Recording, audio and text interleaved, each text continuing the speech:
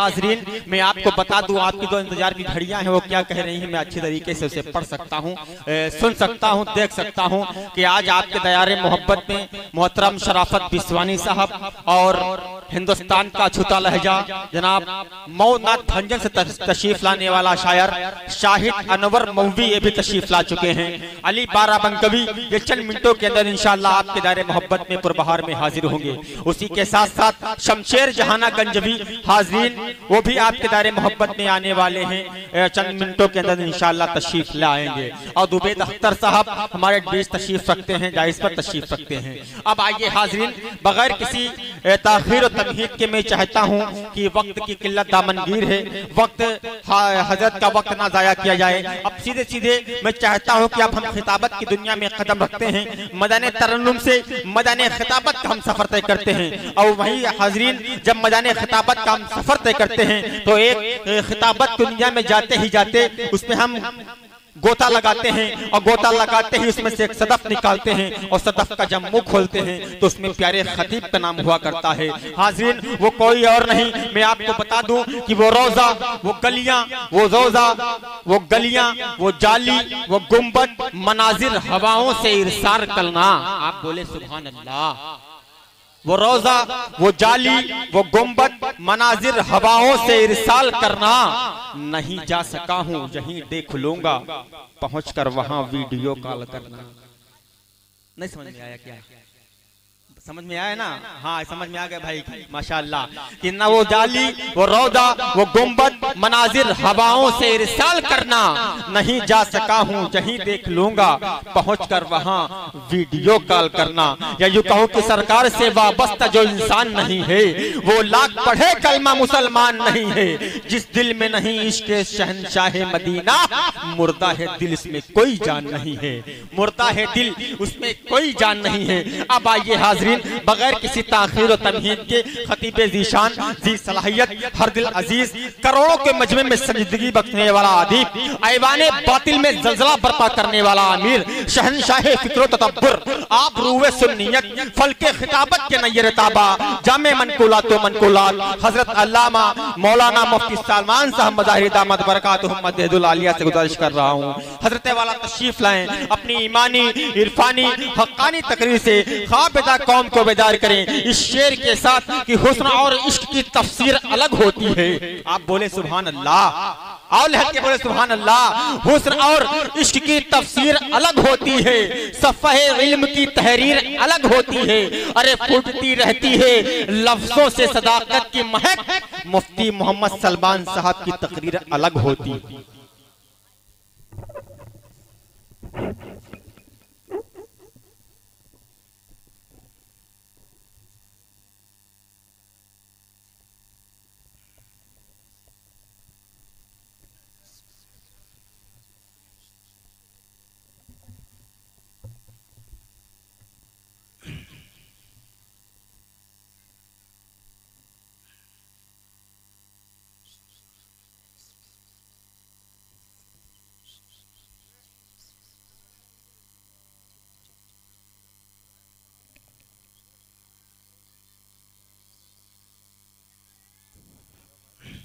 अस्सलामु अलैकुम व रहमतुल्लाहि व बरकातुहू।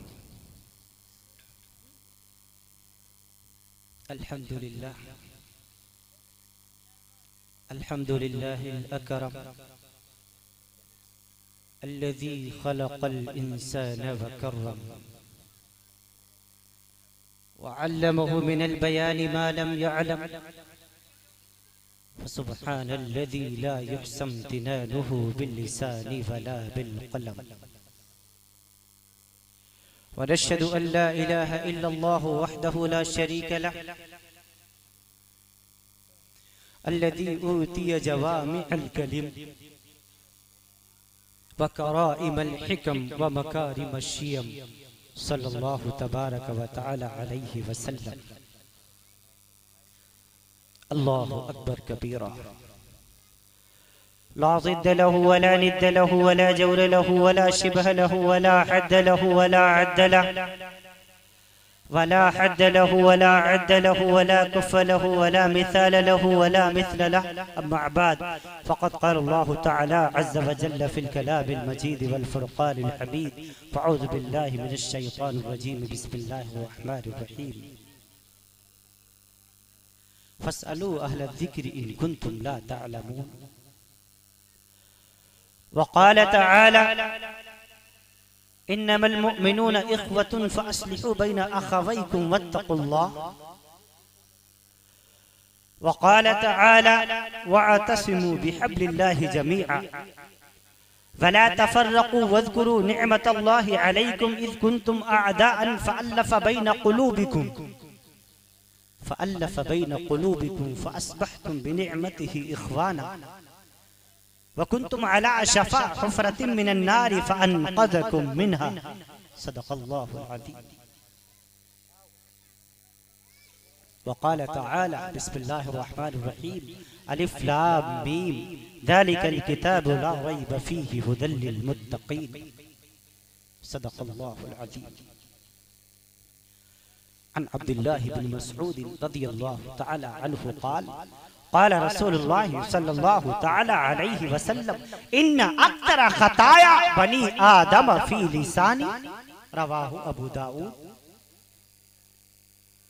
अन जाबिर इब्न सुलैम रज़ियल्लाहु तआला अन्हु क़ाल क़ाल रसूलुल्लाह सल्लल्लाहु तआला अलैहि वसल्लम ला तसुब्बन्न अहदा वला तहक़िरन्न मिनल मअरूफ़ शैअन व इन तुकल्लिम अख़ाक व अंत मुंबसितुन इलैहि वजहक इन्न ज़ालिका मिनल मअरूफ़। रवाहु अबू दाऊद।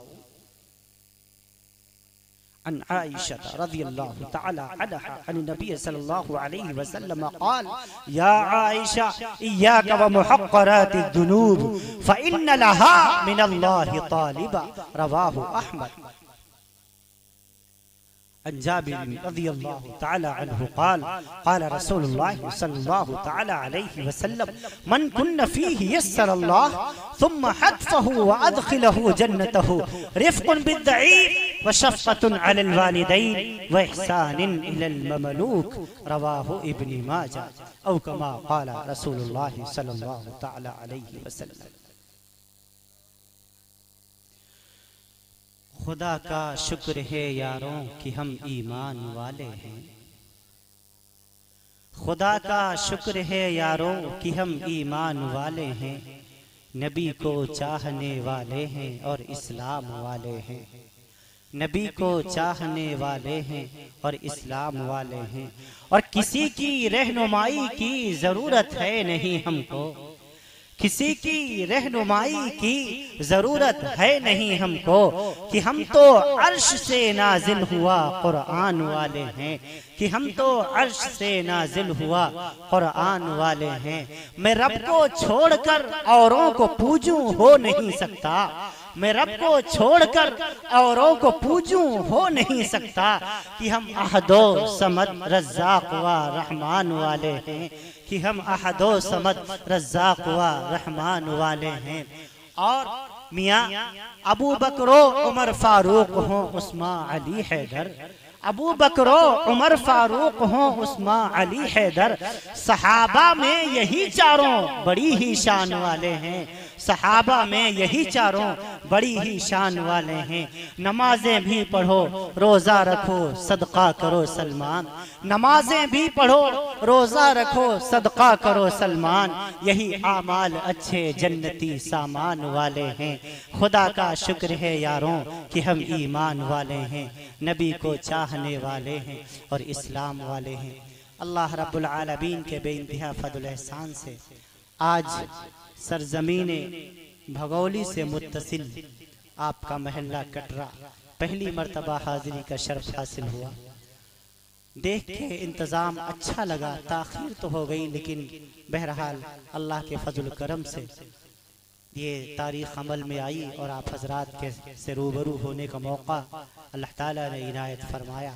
इस जलसे के अव्वलीन दाई आज के नाजिम इजलास नाजिम जलसा व मुशायरा जनाब अजीज़म साकिब हुसैन, उनका फ़ोन गया। आज से तकरीबन 2 माह कबल उन्होंने 30 तारीख के लिए फ़ोन किया। बहरहाल तब वक्त मौजूद था। आप हजरात से वादा कर लिया और वादे पर पहुंचना जरूरी होता है। हमारा स्टेज बड़ा ही मुअतबर है। इस स्टेज के ऊपर हमारे बहुत ही मुखलिस और मुरब्बीन हजरात यहाँ तशरीफ फरमा है, जिनमें खुसूसन हमारे जनाबे हाशिम उस्मानी साहब महमूदाबाद से तशरीफ लाए हैं। हमारे राशिद साहब अजीज दोस्तों में से हैं। इसके अलावा जो सामने बैठे हुए हमारे भाई मोहम्मद आफाक बहुत हमारे अच्छे दोस्तों में से हैं, वो भी सामने मौजूद हैं। अल्लाह ताला सबकी हाजिरी को कबूल फरमाए और तमाम मुहिब्बीन हजरात जितने हैं अल्लाह ताला सबको अपनी शान के मुताबिक अज्र नसीब फरमाए। खचाखच पंडाल भरा हुआ, हमारी माएँ बहनें बेटियां बच्चियां ये भी मौजूद हैं। सख्त सर्दी का मौसम है, अल्लाह ताला सबका बैठना कबूल फरमाए। बस आप थोड़ी देर अफरा तफरी का माहौल ख़त्म करके सुकून के साथ, क्योंकि रसूल अरबी अहमद मुश्तबा मोहम्मद मुस्तफ़ा सल्लल्लाहु अलैहि वसल्लम के नाम से इस मजलिस का इनकाद किया गया है। जलसा सीरतुन नबी उन्वान दिया गया है। नबी ये सीरतुन नबी का उन्वान बड़ा अहम उन्वान है और ये बहुत वसीयतर हुआ करता है। सीरतुन नबी का माना रसूल पाक सल्लल्लाहु अलैहि वसल्लम की जिंदगी का अमली नमूना पूरे तौर पर बना के आप हजरात के सामने पेश करना। सीरतुन नबी किसे कहते हैं? सीरतुन नबी के जलसे कराने की जरूरत क्यों पेश आती है? सीरतुन नबी का माना क्या है? सीरतुन नबी का मफहूम क्या है? सीरतुन नबी के जलसे क्यों कराए जा रहे हैं? आखिर कौन सा ऐसा पूरे तौर पर काम है जो सीरतुन नबी के जलसों में हुआ करता है?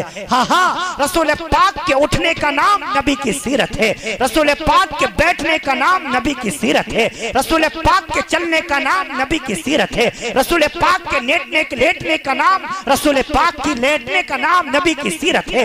रसूल पाक के रात में उम्मत के लिए सिसकने और रोने का नाम ये नबी की सीरत है। सहाबा इकराम के साथ बर्ताव ये नबी की सीरत है। पड़ोसी के साथ कैसे रहना है ये सीरतुन नबी में बताया जाएगा। माँ के साथ कैसा बर्ताव करना है सीरतुन नबी में सिखाया जाएगा। तुम्हें अपनी बहन के साथ कैसे मामलात करने हैं ये सीरतुन नबी के जलसों में बताया जाएगा। तुम पर तुम्हारे भाई का क्या हक है नबी की सीरत के जलसों में बताया जाएगा। तुम पर तुम्हारी बीवी का क्या हक है, बीवी का शौहर पर क्या हक है, दोस्त का दोस्त पर क्या हक है, मुल्क हिंदुस्तान का क्या हक है, तुम पर तुम्हारे कुरान का क्या हक है, मुआशरे का क्या हक है, समाज का क्या हक है, सोसाइटी का क्या हक है। इन तमाम के तमाम उन्वान को उम्मत के सामने रखने का नाम यह पूरे तौर पर ये सीरतुन नबी के जलसे हुआ करते हैं। ऐ लोगों, इन जलसों में कोई तफरीक की बात नहीं की जाती, यहाँ कोई तमाशे की बात नहीं की जाती, यहाँ कोई पॉलिटिक्स की बात नहीं की जाती, कोई राजनीति की बात नहीं की जाती। यहाँ अल्लाह का कुरान सुनाया जाता है, नबी की हदीस सुनाई जाती है, यहाँ सहाबा के अक़वाल पेश किए जाते हैं, बुजुर्गान दीन के वाक़यात बताए जाते हैं, भटके हुए नौजवानों को बताया जाता है। ऐ उम्मत के नौजवानों, देख, तुझ पर तेरी माँ का ये हक है, तुझ पर तेरे बाप का ये हक है, तुझ पर तेरे पड़ोसी का ये हक है, तुझ पर तेरे साथी का ये हक है, तुझ पर तेरे कुरान का ये हक है और तुझ पर तेरे मुल्क हिंदुस्तान का ये हक है। या इन जलसों में सिखाया जाता है। इन जलसों की बरकत से अल्हम्दुलिल्लाह हमको और आपको पता चलता है। इसी ये उन्वान बहुत ही वसीयतर है। अल्लाह ताला ने आपको जलसा कराने की तौफीक अता फरमा दी। आपने हजारों रुपया आपने खर्च किया, दूर दूर से आपने उलमाए कराम को बुलाया, दूर दूर से आपने शोरा हजरात को मदू किया, दावत दी, आपका स्टेज भी भर गया, पंडाल भी लग गया, माइक सिस्टम भी अच्छा आ गया, सामने पूरे तौर पर इलेक्ट्रॉनिक मीडिया भी आ गया, सब पूरे तौर पर सारा का सारा इंतजाम अच्छा हो गया। आप अजीजों, बस एक ही काम बाकी है कि यहाँ आने वाले मेहमानों का इकराम करना है। मेहमानों का इकराम क्या है? हम उनकी बातों को बगौर सुने, हम उनकी बातों को सुने और सुनने के बाद सबसे बड़ी चीज की उसको अपनी जिंदगियों में उतारने की कोशिश करें। हम उसको अपनी जिंदगियों में उतारने की कोशिश करें, हम उसको अमली जामा पहनाएं। हाँ हाँ, जितने हजरात यहाँ आए हुए हैं, अगर अमल की नीयत से नहीं आए तो आपका आना कोई फायदा नहीं है, बेफायदा है। आप बैरून से उलमा को बुला लीजिए, बैरून से आप शोरा को दावत दीजिए, नाज़िम इजलास आपके बड़े शानदार, सारा माहौल अच्छा हो जाए। आप उलमा इकराम के बयानात सुबह 4 बजे 5 बजे तक आप पूरे तौर पर कलाम सुने, शोरा का कलाम सुने, उलमा का बयान सुने, लेकिन आप नियत ना करें अमल की, बताओ इन जलसों से कोई फायदा होने वाला है? इन मुशायरों से कोई फायदा होने वाला है? इनसे फायदा तभी होगा जब यहाँ बताई हुई बातों को हम अपनी जिंदगियों में उतारें। अभी हमारे कानों में आवाज पहुंच रही थी माशाल्लाह, नन्हे मुन्ने बच्चों की आवाजें। जनाबे हाशिम उस्मानी महमूदाबादी की निजामत में खूबसूरत प्रोग्राम पूरे तौर पर बच्चे पेश फरमा रहे थे मुकालमे की शक्ल में। किसी का उन्वान नमाज था, किसी की वालिदैन की खिदमत था, किसी के मुआशरे में फैली हुई समाज में जो बेटियों के खिलाफ एक प्रोपगंडा, माओं के खिलाफ एक प्रोपगंडा, नारी शक्ति को जो टॉर्चर किया जा रहा है, एक आईना दिखाने का काम ये बच्चे कर रहे थे। आखिर में शानदार तकरीर जो आपने समाअत फरमाई, अल्लाह ताला उस बच्चे की इल्म में उम्र में खूब खूब बरकत नसीब फरमाए, अल्लाह ताला उसकी आवाज में खूब बरकत नसीब फरमाए। बड़ा अच्छा मौजू चुना उसने पूरे तौर पर नमाज का उन्वान। नमाज हमारी जिंदगियों में कितनी जरूरी है, कितनी अहम है, हम इस बात को समझते नहीं है। हमारी नमाज ऐसे ही जरूरी है जैसे जिंदा रहने के लिए सांस का आना जरूरी है, जैसे जिस्म के लिए सर का वजूद जरूरी है, ऐसे ईमान के लिए नमाज का होना जरूरी है। जिंदगियों में नमाज नहीं, बेमजा जिंदगी है। अजीजों, नमाज की पाबंदी करना शुरू करो। नमाज सबसे अहम चीज है जिसके बारे में हम ध्यान नहीं देते। हर एक 8वें दिन देखो, 8वें दिन जुमे वाले दिन हमारी मस्जिदें भरी नजर आती हैं। अल्लाह जाने कहां से इतनी टोपियां मिल जाती हैं, कहां से इतने पूरे तौर पर लोग मुसलमान बन करके मस्जिदों में पहुंच जाते हैं। ये 8वें दिन ही आखिरकार मस्जिद क्यों जाती है? मैं इससे पूछना चाहता हूँ, क्या तुम 8वें ही दिन अल्लाह का दिया हुआ रिज़्क खाते हो? क्या 8वें ही दिन अल्लाह की बनाई हुई धरती के ऊपर चलते हो? क्या 8वें ही दिन रब के बनाई हुई आसमान से फायदा उठाते हो? क्या 8वें ही दिन रब के पूरे तौर पर जो 14 करोड़ किलोमीटर की 15 करोड़ किलोमीटर की दूरी पर जो तपिश पूरे तौर पर हमको दे रहा है, उस सूरज से तुम फायदा 8वें दिन ही उठाते हो? क्या 2,38,558 मील की बुलंदी पर चांदनी देने वाले चांद से तुम फायदा सिर्फ 8वें दिन उठाते हो? क्या अल्लाह की दी हुई सांसों से 8वें दिन ही फायदा उठाते हो? अगर 24 घंटे के 1440 मिनट के 86,400 सेकंड का एक एक सेकंड हम अल्लाह की नेमतों में होता जन है, तो आखिर नमाज 8वें दिन क्यों? सजदा 8वें दिन क्यों? जरूरत है इस बात की कि हम अल्लाह के सामने सजदा करें, हम मस्जिदों को अपने सजदों से आबाद करें। आज मुसलमान, अभी देखो 22 तारीख को जो तमाशा हुआ, कौन नहीं जानता? मुल्क के हालात से आप बखूबी वाकिफ हैं। मुझसे ज्यादा सोशल मीडिया पर तो आप एक्टिव रहते हैं, मुझसे ज्यादा अकाउंट तो आपके होंगे सोशल मीडिया पे, यूट्यूब पे, ट्विटर पे, कंप्यूटर पे, फेसबुक पे, इंस्टाग्राम पे। मैं तो जानता ही नहीं इंस्टाग्राम किस चिड़िया का नाम है, मैं नहीं चलाता, मेरे पास इतना वक्त भी नहीं है। बहरहाल मैं अर्ज कर दूं, क्या तमाशा हुआ, मुसलमानों के दिल टूटे। मैंने कहा मियां क्यों तुम दुखी होते हो? मुसलमान तो मायूसी का नाम नहीं है, मुसलमान तो डट जाने का नाम है, मुसलमान हालात से घबराने का नाम नहीं है, मुसलमान हालात का डट कर मुकाबला करने का नाम है। मुसलमान अयोध्या की मस्जिद बचाना तो चाहता है, लेकिन अपने बस्ती की, महल्ले की मस्जिद को आबाद नहीं करना चाहता। मस्जिद बनाना चाहता है, बचाना भी चाहता है, लेकिन आबाद नहीं करना चाहता। अगर आबाद करना शुरू कर दो, किसी की हिम्मत नहीं पड़ेगी तुम्हारी मस्जिदों पर और आजानों पर उंगली उठाए। अगर कोई वक्त का दज्जाल आजान फज्र के ऊपर उंगली उठाता है, ये हमारी और आपकी कमी है। उसने देखा नमाज फज्र में मस्जिदों में झांक के, वही 4-6 नमाजी हैं बेचारे जिन्होंने महल्ले का ठेका ले रखा है, ठेका ले रखा है बेचारों ने। वही बूढ़े जो किसी काम के न रहे, वो मस्जिद के काम आ रहे हैं, वही बेचारे। अब उसने देखा जब किसी को आना ही नहीं है, जवान आते नहीं, नौजवान आते नहीं, पूरे तौर पर कोई क्वालिफाइड आता नहीं, सिविलाइज आता नहीं, बहुत बड़े बड़े जितने हैं सब घरों में पड़े सोए रहते हैं, बस 3-4 ही को पढ़ना है। क्या जरूरत है आजान की? कोर्ट में यही दलील दी उसने, और दलील मजबूत भी है। आए लोगों, अगर तुम आजान फज्र में अपनी मस्जिदों को भरना शुरू कर दो, किसी की हिम्मत नहीं पड़ेगी। एक मेरे दोस्त हैं, इंग्लैंड में रहते हैं, एक अजीब बात उन्होंने मुझे बताई। कहने लगे हमारे यहाँ कुछ यहूदी हैं। यहूदी समझते हैं? यहूदी एक कौम है दुनिया में। आप इस वक्त तो खूब जान गए होंगे जब से हमास और इजराइल में जंग छिड़ी है। हालांकि ये टॉपिक वो नहीं है, ये उन्वान ऐसे हैं जो कोई इख्तलाफी नहीं है। उम्मत को आगाह करना पड़ेगा, बताना पड़ेगा उनको। सिर्फ नमाज और रोजे के मसाइल बयान करना ये उलमाए कराम की ड्यूटी नहीं है। उम्मत वक्त के तमाम सुलगते हुए मसाइलों पर बात करना ये उलमाए हक की जिम्मेदारी हुआ करती है। उम्मत में उठने वाले तमाम फितरों से उम्मत को आगाह करना यह उलमाए हक की ड्यूटी हुआ करती है। मैं अर्ज कर दूं आपसे, यहूदी एक दुश्मन कौम है, इस्लाम दुश्मन कौम, जो हमेशा मुसलमानों को और इस्लाम को नुकसान पहुंचाने की साजिशें किया करती है। ये सिर्फ हमास की बात नहीं है, गजा के मुसलमानों की बात नहीं है, दुनिया के अंदर तमाम के तमाम ममालिक आप छान करके देख लीजिए। सबसे ज्यादा अगर इस्लामिक कंट्रीज को और मुसलमानों को और कुरान को और इस्लाम को नुकसान पहुंच रहा है तो यहूदियों से पहुंचा है। आप नहीं जानते उनको? अब ट्रेडमार्क यहूदी स्टार, इसका ट्रेडमार्क क्या? यहूदियों का स्टार है, स्टार तारा। आप देखिए star plus, star one, star फला स्टार, फला स्टार, फला स्टार। 119 चैनल खोल रखे उसने नेट के ऊपर यहूदियों ने। आपको खबर है? मजे ले लेकर स्टार स्पोर्ट पर आप मैच देख रहे हैं, स्टार प्लस पर, स्टार वन पर पूरे तौर पर आपको पता है किसका है? यही यहूदियों का है। आपको खबर है?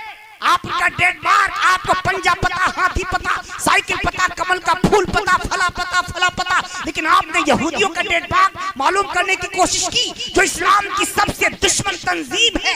हाँ, जो इमामुल अंबिया अहमद मुस्तफा मोहम्मद मुस्तफा सल्लल्लाहु अलैहि वसल्लम के दौर ही में मैदान खैबर में शिकस्त खा गई थी। हाँ, मारा गया था यहूदी सरदार हुयई बिन अख्तब, मारा गया था मैदान खैबर में। अम्मा सफिया इसी यहूदी सरदार की बेटी हैं। पढ़िए तारीख तबरी, पढ़िए इब्ने असाकिर, पढ़िए इब्ने हिशाम, पढ़िए तारीख जुरजान, पढ़िए तबकात इब्ने साद। इमाम मोहम्मद इब्ने साद रहमतुल्लाह अलैहि ने 1211 साल पहले वो इमाम मोहम्मद इब्ने साद जिनका इंतकाल 230 हिजरी में हो चुका। हाँ, तबकात इब्ने साद की छठी जिल्द के 94 पर तहरीर फरमा दिया। यहूदी सरदार हुयई बिन अख्तब की बेटी है अम्मा सफिया, मारा गया वो यहूदी सरदार। अम्मा सफिया इमामुल अंबिया की दुल्हन बना दी गई। तब से सबसे ज्यादा यहूदी मुसलमानों के दुश्मन। आपने पढ़ना नहीं सीखा, आपने स्टडी की नहीं, तालीम के मैदान में आप जीरो, तारीख का इल्म है। मोबाइल का एक फंक्शन तो हमारा नौजवान जानता है। आप कठिन से कठिन कोई भी मोबाइल दे दीजिए, वो 10 मिनट में पूरा गूगल मास्टर बन जाएगा। लेकिन अगर दीन के नाम पे देखो, तारीख के नाम पर देखो, इस्लाम के नाम पर देखो, और जीरो नजर आता है। ये हमारी मुस्लिम कौम, हमारी मुस्लिम कौम। और हद तो ये है, इंग्लिश की ABCD उसने नहीं पढ़ी, लेकिन मोबाइल इंग्लिश में चला रहा है। अब बंटू लैंग्वेज में दे दो जो बॉम्बे में बोली जाती है, उसमें भी चला लेगा, क्योंकि इतने आज़मा है ना फंक्शन, जरूरत नहीं उसे महसूस होती। अजीजों, तालीम के मैदान में आओ। ये वो कौम है, ये वो कौम है जिसका आगाज़ ही लफ्ज़ इक़रा बिस्मि रब्बिकल लज़ी खलक़ से हुआ था। जनवरी चल रहा है, जनवरी अगला महीना आने वाला है। अगला महीना कौन सा है? जनवरी के बाद फरवरी। एक चीज और मैं अर्ज कर दूं, जो ये जनवरी और फरवरी है, ये दोनों इजाफी महीने हैं, दोनों इजाफी महीने हैं। पहले जो यहूदियों का साल था ये 10 महीने का था। 10 महीने का साल कितने दिनों का था? पीछे वालों आवाज समझ में आ रही है? कितने महीने का था यहूदियों का साल? 10 महीने का था। इस्लाम जब आया, इस्लाम ने हमें 12 महीने दिए। कितने महीने? 12 महीने। 12 महीने। सूरह हज के अंदर अल्लाह ताला ने 12 महीनों का तज़किरा किया। इन्न इद्दतश-शुहूर इंदल्लाहि 12 शहरा व क़ाल अल्लाहु तआला फिल कुरान। अल्लाह के नजदीक साल के महीनों की तादाद 12 है। इनका महीना, इनका साल 10 महीने का था। इनका साल मार्च से शुरू होता था और दिसंबर पे जाके खत्म होता था। मार्च से शुरू होता था, दिसंबर पे जाके खत्म होता था। तो एक बहुत बड़ी कॉन्फ्रेंस हुई, बहुत बड़ी कॉन्फ्रेंस हुई पूरे तौर पर नॉर्वे की राजधानी ओस्लो में, फ्रांस की राजधानी पेरिस में, इजराइल की राजधानी तेल अवीव में बड़े बड़े पादरी उसमें शामिल हुए और उन्होंने मुत्तफिका तौर से ही कहा कि हमारा साल तो 10 महीने का है, मुसलमानों का 12 महीने का, इस वजह से हमारा जो साल है नामुकम्मल रह रहा है, हमारा नाकिस रह रहा है। ऐसा करो 2 महीने का इजाफा करो। 2 महीने बढ़ाए गए। उन महीनों का नाम है जनवरी, फरवरी, जनवरी।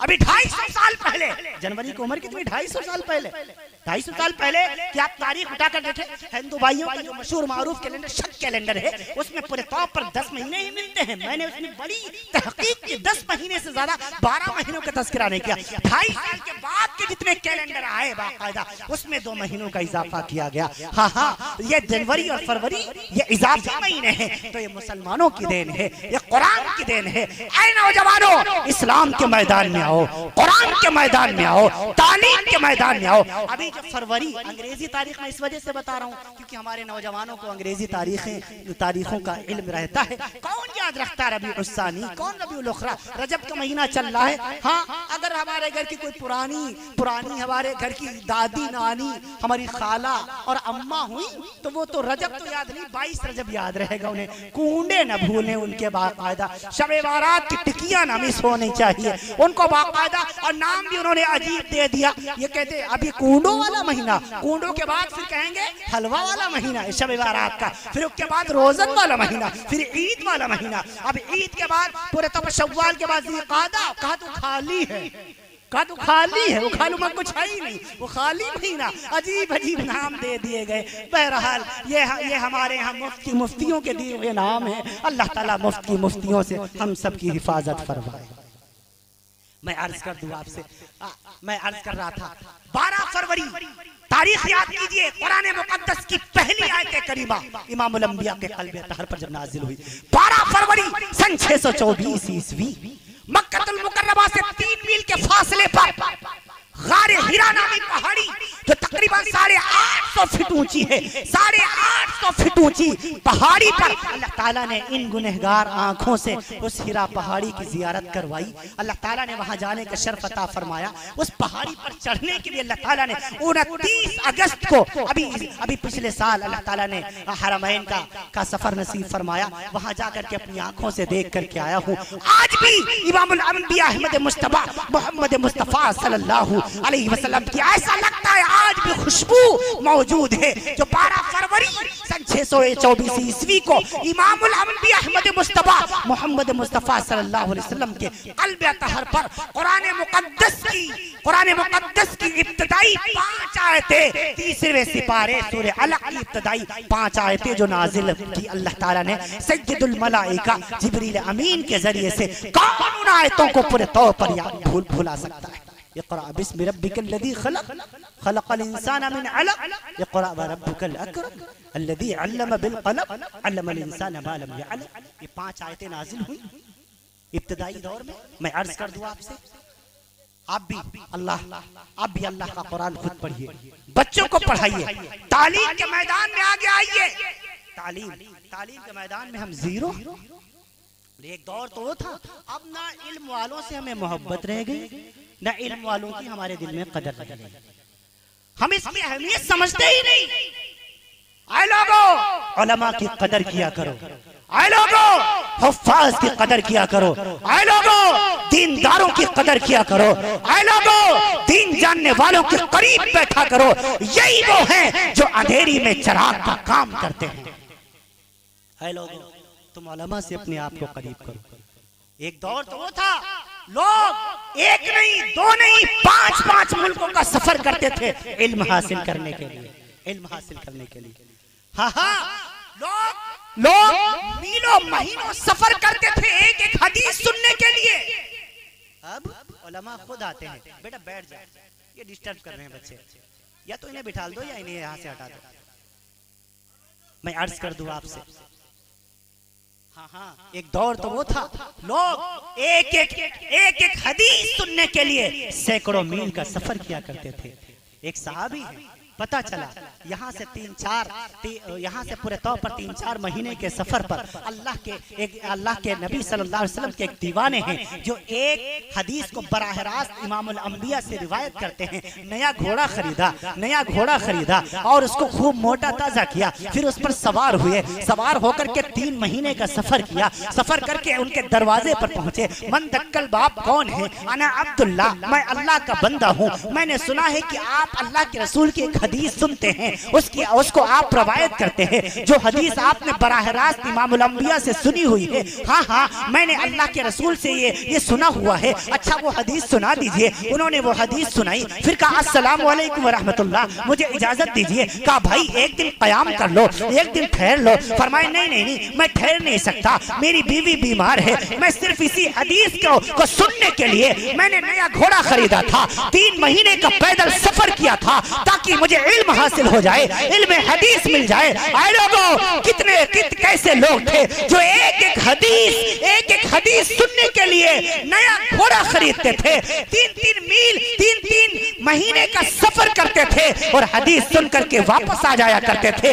आज देखो इल्म के पहाड़ बैठे हुए हैं। कौन अपनी गाड़ी का पेट्रोल खर्च करता है? कौन अपना वक्त निकालता है? हद तो ये हो गई, अगर वो मौलाना साहब मिल जाए उनको इग्नोर किया जाता है। वहाँ बंदा उससे मुसाफा तक करने को सादत नहीं समझता। ऐ लोगों, इमामुल मुफस्सिरीन अल्लामा राज़ी ने तफसीर कबीर की 4थी जिल्द में लिखा है, लइन शकरतुम लाज़ीदन्नकुम वलइन कफरतुम इन्न अज़ाबी लशदीद। ऐ लोगों, अल्लाह की नेमतों की कदर किया करो। इमाम राज़ी लिखते हैं, रूहुल मानी में इमाम आलूसी लिखते हैं, तफसीर मज़हरी में अल्लामा सनाउल्लाह पानीपती मुजद्दी लिखते हैं। हाँ, तफसीर इब्न कसीर में हाफिज इमादुद्दीन इब्न कसीर लिखते हैं। हाँ, ये उलमा अल्लाह की नेमत है, हुफ़ाज़ अल्लाह की नेमत है, कारी अल्लाह की नेमत है, खुतबा अल्लाह की नेमत है, दीन के दाई अल्लाह की नेमत है। रब का फतवा है, लाइन शकरतुम लाज़ीदन्नकुम, अगर तुमने इन उलमा की कदर की, अल्लाह तुम्हारी नस्लों में आलिम पैदा करेगा। अगर तुमने कारियों की कदर की, अल्लाह तुम्हारी नस्लों में कारी पैदा करेगा। अगर तुमने मुफ्तियों की कदर की, अल्लाह तुम्हारी नस्लों में मुफ्ती पैदा करेगा। अगर तुमने मुफस्सिर की कदर की, अल्लाह तुम्हारी नस्लों में मुफस्सिर पैदा करेगा। अगर तुमने किसी खतीब की इज्जत की, अल्लाह तुम्हारी नस्लों में खतीब पैदा करेगा। लेकिन खूब याद रखो, वलइन कफरतुम इन्न अज़ाबी लशदीद, अगर तुमने इन उलमा की कदर नहीं की, इन हुफ़ाज़ की कदर नहीं की, इन कारियों की कदर नहीं की, इन मुफ्तियों की कदर नहीं की, इन खतीबों की कदर नहीं की, तो रब्बे जुल जलाल तुमसे नेमतों को छीन लेगा और तुम्हारी आगे आने वाली नस्लों में हाफिज आलिम और दीन के दाई पैदा नहीं होने देगा। आज सबसे मजलूम कौम बेचारी है। देखो अपने मुल्क हिंदुस्तान का जायजा लेकर के देखो, क्या हाल है इमामों का, क्या हाल है मुअज्जिनों का, क्या हाल है मुदर्रिसों का। कभी आपने खैरियत मालूम की? ये रोना है जो मैं उम्मत के सामने हमेशा रोया करता हूँ। ऐ लोगों, ऐ मेरे अजीजों, अपने उलमा की खबरगिरी करो, अपनी औलादों को दीन के करीब करो। हाँ, आज हाल क्या हो गया? उम्मत ने इन उलमा को मजबूत करने के बजाय मजबूर कर दिया है। करना चाहिए था मजबूत, और कर क्या दिया? मजबूर। हाँ, उन्होंने एक नुक्ता अपनी तरफ से इजाफी लगा दिया। ऐ लोगों, इन उलमा को मजबूर नहीं मजबूत बनाओ। हर एतबार से इनका साथ दिया करो, इनकी वजह से दीन सलामत है। जो थोड़ा बहुत ये दीन बाकी है, जो दाढ़ियां नजर आ रही हैं, टोपियां नजर आ रही हैं, ये इन्हीं उलमा की देन है। हाँ, अपनी औलादों को दीन पढ़ाओ, अपनी औलादों को कुरान पढ़ाओ। एक अल्लाह के वली गुजरे, एक मर्तबा उनको जिहाद का बड़ा शौक था, जिहाद का बड़ा शौक। बीवी हामिला, अपनी बीवी से कहने लगे, मेरे दिल में, मैं बूढ़ा हो गया हूँ, लेकिन फला जगह जिहाद का ऐलान हो गया है, लिहाजा आप मुझे इजाजत अगर दें तो मैं चला जाऊं मैदान जिहाद में क़िताल करूं दुश्मनों से। बीवी ने कहा, अगर आप जाना चाहते हैं तो आपको कौन रोक सकता है, लेकिन आप ये तो बताओ मुझे किसके भरोसे छोड़ के जा रहे हो? बीवी ने कहा, तो उन्होंने फरमाया अच्छा अगर तू खर्चे की बात करती है तो ये मेरे पास 30,000 अशरफिया हैं। क्या है, बहुत गौर से सुनना, बड़े काम की बात है। 30,000 अशरफिया हैं, इनको अपने खर्च में लेके आना। बीवी ने कहा बहुत अच्छा, जब ये जा रहे हैं तो बीवी हमल से है, पेट से है। अब ये गए, इनको ऐसा शौक जिहाद लगा, फला मुल्क से दूसरे मुल्क, तीसरे मुल्क, चौथे मुल्क, पांचवें मुल्क, 4-5 मुल्क फतह किए। और उसके बाद इसमें बहुत लंबा अरसा गुजर गया और 30 साल लग गए। कितने साल? 30 साल लग गए। अब 30 साल के बाद तो दुनिया का नक्शा बदल जाता है, गांव का तो दूर की बात। अब होते ही करते, अब ये 30 साल के बाद जब लौटे हैं तो बहुत हैरान परेशान। अब इन्होंने क्या ले, अब अपना घर नहीं तलाश कर पा रहे। ये मदीने मुनव्वरा के रहने वाले, मदीने मुनव्वरा के रहने वाले 30 साल के बाद जब अपने घर में पहुंचे, शाम का वक्त हो गया, तो अपना घर तलाश कर रहे हैं। किसी से पूछा कि फला साहब का यहाँ पे घर हुआ करता था, तो कहते उनका तो घर हमें नहीं पता भाई कहाँ था। तो खुद अपनी याददाश्त पे जोर डाला और पहचाना कि हमारा मस्जिद नबवी से इतनी दूर पे घर था, लिहाजा अपने घर में दाखिल हो गया। जैसे ही अपने घर के अंदर दाखिल हुए तो क्या देखा कि उस घर में और तो कोई नहीं, एक जवान नौजवान है। उसने आकर के गरीबा पकड़ लिया और कहने लगा अल्लाह के दुश्मन, बगैर हमारी इजाजत के हमारे घर में दाखिल हो रहा है। तो ये फरमाने लगे कि तेरा घर कब से हो गया, बनाया मैंने, इस घर की दीवारें हमने सजाई, ये तेरा घर तो नहीं है। फरमाए नहीं, ये घर मेरा है। अब दोनों में लड़ाई होने लगी। अब रात का सन्नाटा था, सारा का सारा महल्ला इकट्ठा हो गया, सारा महल्ला इकट्ठा हो गया। अब सब आए, सब देख रहे। तो इतने में उनके मुंह से निकल गया, अल्लाह तो देख रहा है, फर्रुख का बनाए हुए घर ही से फर्रुख को निकाला जा रहा है। अल्लाह। अब बीवी जो दूसरे रूम में थी, उसके कानों में आवाज पहुंच गई। फौरन बागी, अरे ये तो मेरे शोहर की आवाज है, और उन्हीं का नाम फर्रुख था जो आज से 30 साल पहले जिहाद में गए थे। लगता है वो वापस आ गए हैं। भागी आई तो क्या देखा, दोनों आपस में गुत्तम गुत्ता, यानी दोनों में झगड़ा हो रहा है। तो करीब आए और आकर के कहने लगे, फर्रुख क्या करते हो, अपने जवान बेटे का गला पकड़ते हो। ये मेरा बेटा है, ये मुझे घर में नहीं घुसने दे रहा है। और अपने बेटे से कहा कि तुम्हें क्या हो गया, तुम अपने बाप का गरीबा पकड़ते हो, तुम्हें शर्म नहीं आती। तो उनके बेटे का नाम था रबिया। तो रबिया कहने लगे अच्छा ये मेरे वालिद, माफी तलाफी की, फिर अपने रूम में चले गए। अब बीवी को अपनी दास्तान सुनाने लगे कि मैं फला मुल्क में गया तो ये हुआ, फला मुल्क में गया ये हुआ, 5-5 मुल्क हमने फतह किए। अब 30 साल का अरसा गुजर गया, नक्शा बदल गया था, लिहाजा पहचानना मुश्किल हुआ। मैंने अपनी याददाश्त पर जोर डाला, तब जाकर के अपना घर मालूम किया। बहरहाल मैं आ गया हूँ। इतने में और इतनी लंबी बातें कर ली कि सुबह फजर की आजान मस्जिद नबवी के मुअज्जिन ने दे दी। अब तो हजरत ये जो फर्रुख थे, इनकी अहलिया ने कहा कि आप क्या करते हैं, जाइए नमाज पढ़िए, मियां जमात का वक्त चला जाएगा। यहाँ बहुत जल्दी नमाज हो जाती है। आजान के बाद ज्यादा पूरे तौर पर इंतजार नहीं किया जाता, आजान के फौरन बाद सुन्नतें पढ़ के फौरन नमाज हो जाती है। अब इतने में भागे गए। अब इधर नमाज हो गई तो मस्जिद नबवी में पूरे तौर पर उलमा के बड़े उलमा के दर्स लगा करते हैं। उनके दर्स में लाखों का मजमा हुआ करता है। तो बड़े लोग पूरे तौर पर आज भी मस्जिद नबवी में पूरे तौर पर दर्स लगता है।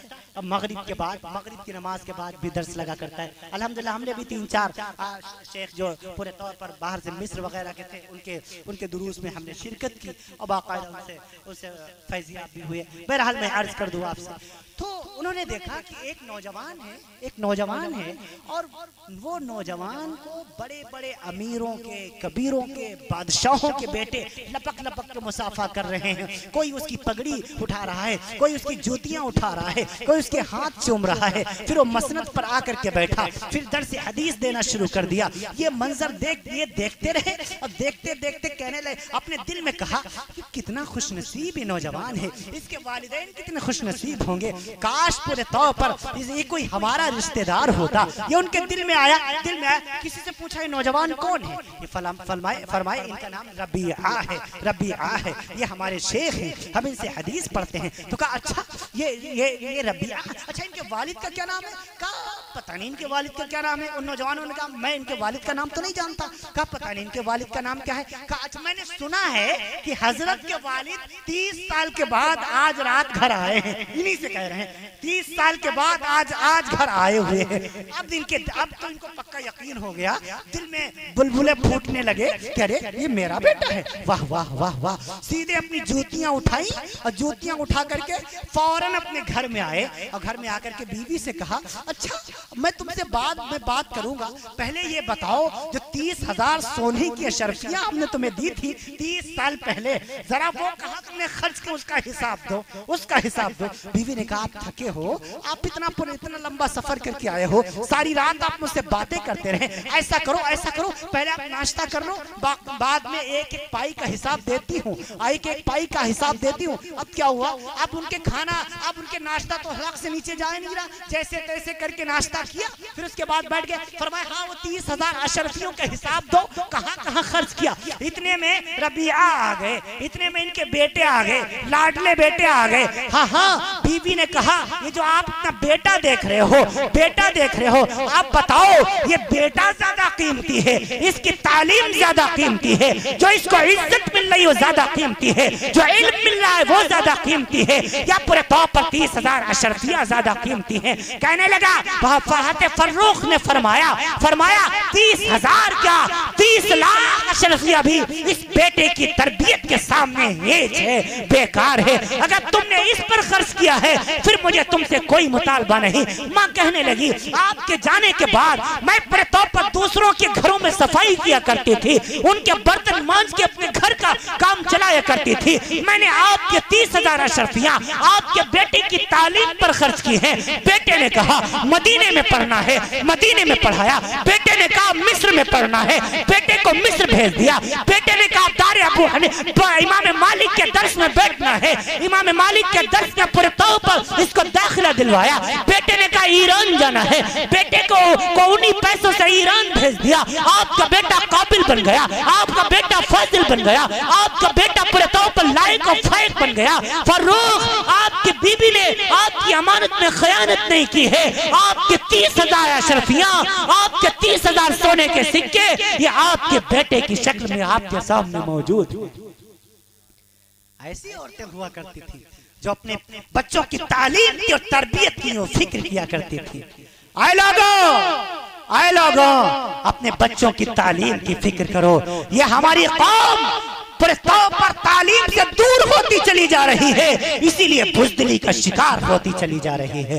आज जाओ जाकर के स्टेशनों पर देखो, एयरपोर्ट पर जाके देखो, रेलवे ट्रैक पर जाकर के देखो, वहां बड़ी हैरानी होती है। अपनी कौम पर गुस्सा भी आता है, इस पर अफसोस भी होता है। हाँ इस कौम को क्या हो गया, इसको अपना टिकट भी पढ़ना नहीं आता, इसको अपनी सीट का भी इल्म नहीं है कि हमारे किस बर्थ में किस कोच में पूरे तौर पर हमारा सीट नंबर क्या है। वो दूसरों से पूरे तौर पर मालूम करते भैया बता दीजिए हमारी फला ट्रेन किस पूरे तौर पर प्लेटफॉर्म पर आ रही है।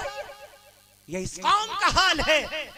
कोई कौम उस वक्त तक तरक्की नहीं कर सकती जब तक वो तालीम के मैदान में आगे ना आए, जब तक वो इल्म के मैदान में आगे ना आए। इल्म होता है बड़ा, इंसान बड़ा होता नहीं। इल्म ही इंसान को बुलंदियों तक पहुंचाता है। जो आप मुझे देख रहे हैं ये मेरी उम्र का कमाल नहीं है, ये इल्म का कमाल है। इल्म ही इंसान को बुलंदियों तक पहुंचाती है। ऐ लोगों अगर तुम चाहते हो कि तुम्हारे बेटे कामयाब हो, तुम्हारी औलादें कामयाब हो, आगे आने वाली नस्लें तुम्हारी कामयाबी के मनाजिल तय करें, तो तालीम के मैदान में आगे आओ। अपनी औलाद को तालीम के मैदान में आगे लेके आओ। हाँ उन्हें हाफिज बनाओ, आलिम बनाओ, कारी बनाओ, मुफ्ती बनाओ, मुहद्दिस बनाओ, मुफस्सिर बनाओ, मुदब्बिर बनाओ, उन्हें डॉक्टर बनाओ, इंजीनियर बनाओ, साइंटिस्ट बनाओ, उन्हें पूरे तौर पर जज बनाओ, उन्हें बैरिस्टर बनाओ, वकील बनाओ। क्यों? जहाँ एक आलिम की जरूरत है वहीं एक डॉक्टर की भी जरूरत है, जहाँ एक मुफ्ती की जरूरत है वहीं एक इंजीनियर की भी जरूरत है, जहाँ एक कारी की जरूरत है वहीं एक पूरे तौर पर वकील की भी जरूरत है, वहीं एक पूरे तौर पर आप अपने बच्चों को IAS बनाइए, IPS बनाइए, उन्हें पूरे तौर पर DIG बनाइए, IG बनाइए, हर एक शोबे में अपनी औलादों को आगे लेकर के आइए। हाँ हाँ, यही वक्त का तकाजा है। अपनी औलादों में इल्म की रोशनी पैदा कीजिए, इल्म के चिराग जलाइए, वरना ये कौम और बस्ती का शिकार होती चली जाएगी। आज देखो कहीं भी जाओ, थानों में कितना परसेंटेज है तुम्हारा, अदालतों में कितने परसेंट हो तुम, पार्लियामेंट के अंदर कितने परसेंट हो तुम। आप जरा आंकड़ों पर नजर दौड़ाओ, 0.5% भी तुम्हारी हैसियत नहीं है।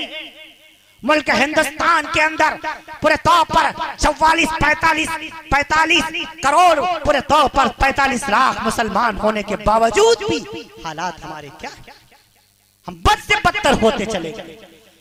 दुनिया के हालात से नावाकिफ ये कौम, वो कौम जिसको अपने बुजुर्गों की क्या अखलाक का भी नहीं पता, उनके किरदार का भी नहीं पता, उनके शायर का भी नहीं पता, उनकी कुर्बानियों का भी नहीं पता, जो आज कोई आकर के कोई मुल्क का गद्दार, कोई हिंदुस्तान का गद्दार दरगरीस आकर के हमारे मुंह पर हमारे बुजुर्गों को गालियां दे करके चला जाता है, और हम गूंगे बहरे अंधे लूले लगड़े बने रहते हैं, क्योंकि हमें बुजुर्गों की तारीख नहीं पता।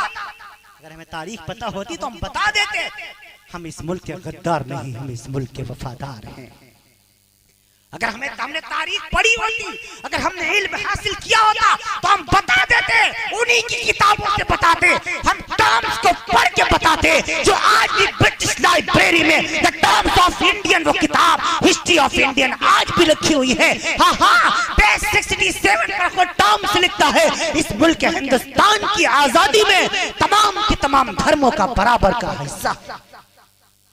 एक कौम नहीं जो आज मुल्क के ठेकेदार बने फिर रहे हैं, जो आप मुल्क को अपने बाप की जागीर समझ रहे हैं, जो आज मुसलमानों को बाहरी कौम समझ रहे हैं, उनको इस बात का इल्म नहीं है। हमारे आबाओ अजदाद ने इस मुल्क के लिए अपना खून भी बहाया है, पसीना भी बहाया है, बीवियों को बेवा बनाया है, बच्चों को यतीम बनाया है, अपनी जायदादों का वक्फ किया है, हजारों टन सोना उनको दान दिया है, सब कुछ कुर्बान करके अपने मुल्क हिंदुस्तान की हिफाजत की है। ये हमारे बड़ों की कुर्बानियां हैं। नौजवानों को पता होना चाहिए। पढ़ो, जाओ गूगल मास्टर से पूछो, प्ले स्टोर पर जाओ, क्रोम ब्राउजर में जाकर के the history of Indian PDF में डाउनलोड कीजिए। आप इंग्लिश पढ़ना आता है इंग्लिश में पढ़िए, हिंदी पढ़ना आता है हिंदी में पढ़िए। 133 जुबानों में उस किताब का तर्जमा हो चुका है। जो जुबान आपको आती है वो जुबान में आप उसका मुताला कीजिए, आपको पता चलेगा तुम्हारे मुल्क हिंदुस्तान की खातिर तुम्हारे बड़ों ने कौन कौन सी कुर्बानियां दी। आए लोगों, जरूरत है इस बात की, मुसलमानों को बताना पड़ेगा, इन गूंगे बहरे नौजवानों को समझाना पड़ेगा, तुम्हारे आबा अजदाद की कुर्बानियां ये हैं। हाँ हाँ, टर्म्स मेरी ना मानो, अंग्रेजों की तो खूब मानते हो, हर मामले में उसकी तकलीद करते हो, अंग्रेजी की सुनो। टर्म्स लिखता है अपनी किताब के अंदर 1857 से लेकर के 1947 तक कमोबेश 4 लाख उलमा इकराम को फांसी के तख्ते पर लटकाया गया था। कितने?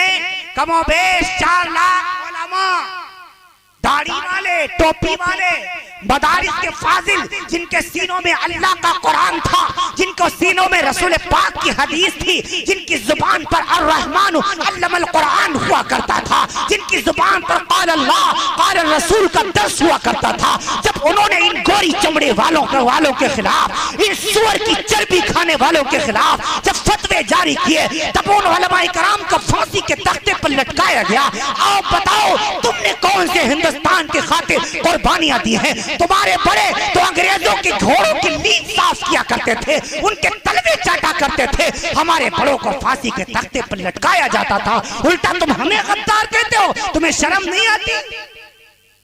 किस खाने में तुम पूरे तौर पर मुकम्मल उतरते हो? कोई आए इतिहासकार, कोई आए राइटर, कोई आए पूरे तौर पर हिस्ट्री का जानने वाला, आए मुझे बताए पूरे तौर पर कि मुसलमानों ने किस मोड़ पर इस मुल्क के साथ गद्दारी की है, जो आज उसे गद्दारी का सर्टिफिकेट दिया जाए।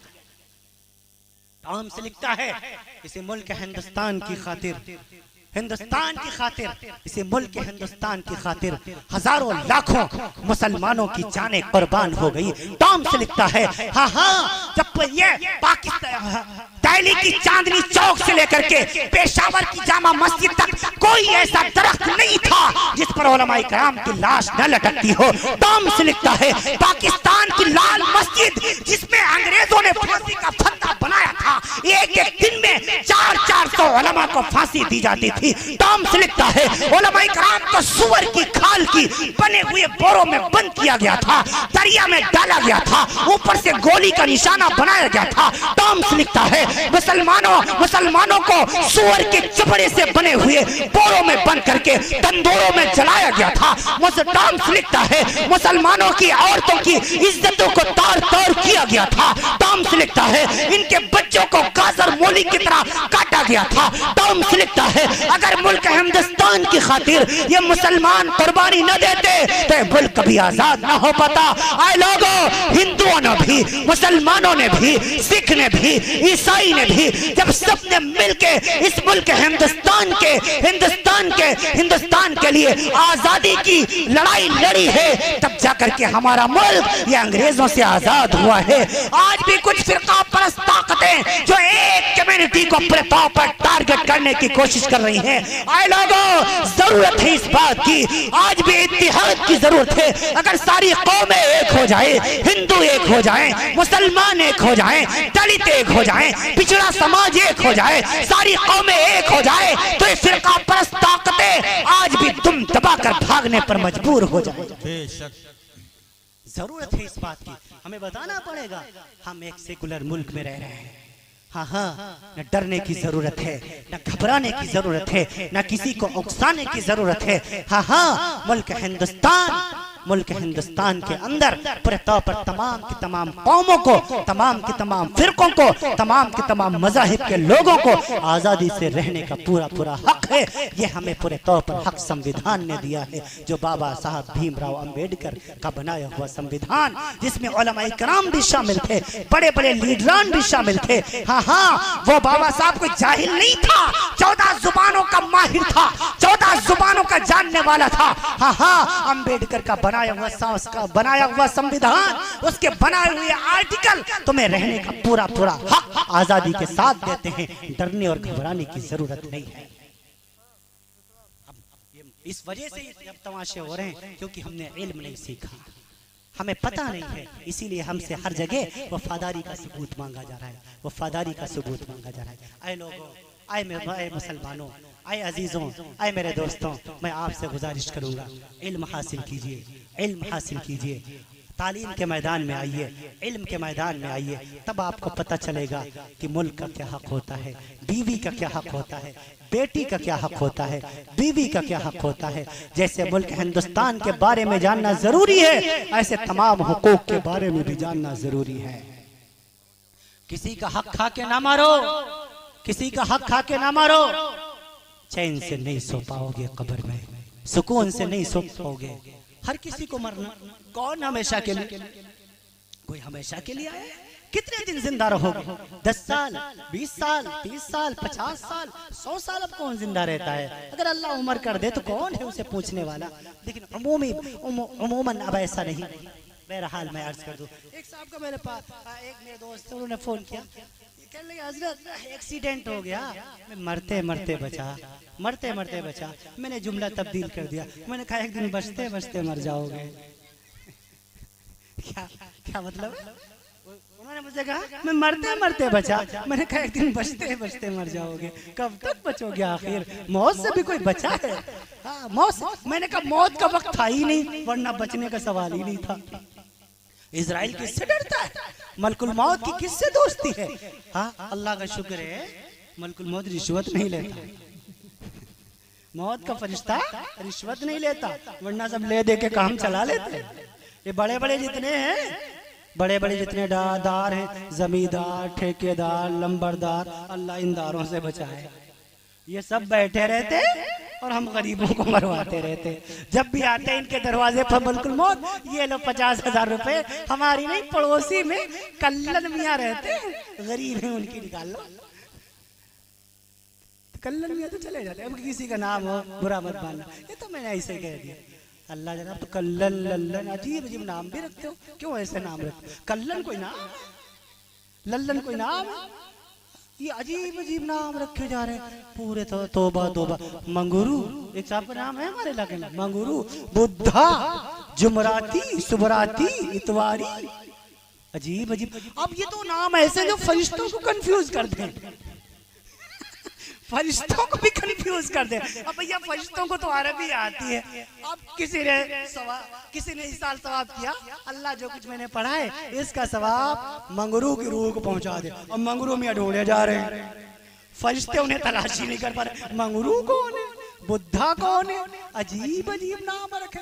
मैं कहता हूँ मंगरू बुद्धा जुमराती ना रखो, इससे अच्छा नाम रख लो 52, 53, 54, 55, कम से कम गिनती तो है। बड़े वाले का नाम मोहम्मद 52, दूसरे वाले का 53, हजरत 53, हजरत 54, नाम बढ़ाते चले जाओ, कम से कम गिनती तो है, लिखा पढ़ी तो आ रही। मंगरू का तो नहीं मौजूद नहीं मिलता। हाँ, नाम अच्छे रखा करो, नाम का बहुत बड़ा असर पड़ता है। अल्लाह के रसूल सल्लल्लाहु अलैहि वसल्लम ने फरमाया तुम अपनी औलादों के अच्छे नाम रखा करो, इसका असर बच्चे के ऊपर पड़ा करता है। हम नामों में भी पूरे तौर पर उलमा से पूछते ही नहीं, अपने मन के नाम रखते चले जा रहे हैं। अब इस वक्त एक नाम बड़े जोर शोर से रख रहे, अर्श, अर्श, अर्श नाम रख रहे, देखने में तो बड़ा अच्छा लग रहा है, अरबी लफ्ज भी है, माना तुमने कभी मालूम करने की कोशिश की? अर्श बुलंदी, ऊंचाई। बच्चों के ऐसे नाम मत रखो, हमेशा ऊंचाई ख्याल रहेंगे, कभी आपकी बात नहीं सुनेगा आपका बच्चा अगर आपने अर्श नाम रख दिया। ये नाम मुनासिब नहीं है। अल्लाह का नाम पूरे तौर पर अल्लाह के लिए ज़ेब देता है। अल्लाह बुलंदी वाला है, अल्लाह ऊंचाई वाला है। आपका बेटा चाहे जितना बुलंदी पर पहुंच जाए, वो ऊंचाई पर वो पूरे तौर पर पहुंच जाए, वो कभी न कभी तो पस्ती पे आएगा ही, कभी कभी तो मौत आएगी, कभी न कभी मौत तो आएगी ही, कभी तो कब्र में जाएगा ही। बताओ अर्श कैसे हो सकता है, वो ऊंचा कैसे हो सकता है, बुलंद कैसे हो सकता है? मत ऐसे नाम रखा करो। अजीब अजीब नाम रखना शुरू कर दिया लोगों ने।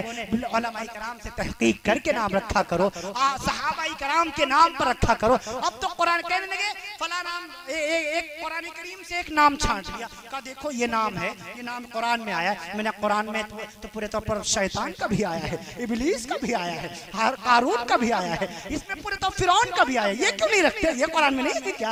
हाँ हाँ, कुरान में आ जाना इस बात की दलील थोड़ा ही है। बहुत सी बातें अल्लाह ताला ने कुरान करीम में तो मच्छर का भी नाम है, बऊजा, बऊजा कह के मच्छर का तज़किरा किया, इब्लिन कह के हाथी का तज़किरा किया। अल्लाह ने बिहार, ईदल बिहार फुज्जिरत, ईदल बिहार सुज्जिरत कह के समंदरों का तज़किरा किया, आसमान का तज़किरा किया, शैतान का तज़किरा किया, हैवान का तज़किरा किया, जिन्नात का तज़किरा किया। तो तमाम के तमाम टॉपिक मौजूद हैं, तो क्या सारे नाम रखने के काबिल हैं?